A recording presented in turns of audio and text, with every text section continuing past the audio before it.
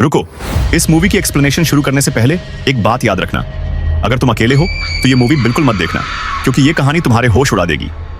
एक प्रेग्नेंट औरत अपने बेडरूम में सो रही होती है जब अचानक कप का हिलना उसका ध्यान खींचता है। लेकिन बात यहीं खत्म नहीं होती। पूरी बिल्डिंग तेजी से हिलने लगती है। यह साफ तौर पर भूकंप का संकेत था।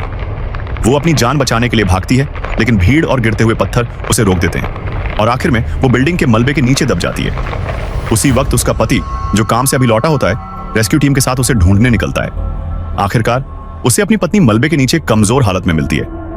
अस्पताल में डॉक्टर कहते हैं ना पत्नी को बचाया जा सकता है, ना बच्चे को।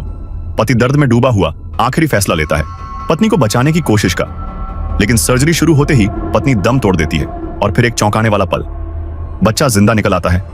12 साल बाद पति अपनी बेटी एंजेला के साथ एक नए शहर में बस चुका होता है। एक दिन एंजेला अपनी दोस्त के साथ स्कूल के बाद जंगल में जाती है और गायब हो जाती है।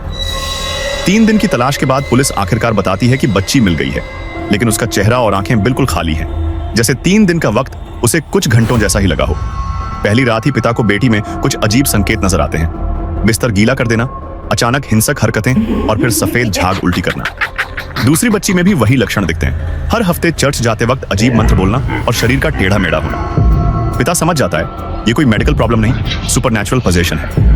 रिसर्च करते करते वो एक मशहूर एग्जॉर्सिस्ट क्रिस तक पहुंचता है, जिसका बेटा भी पहले इसी तरह की दानवी ताकत का शिकार हुआ था।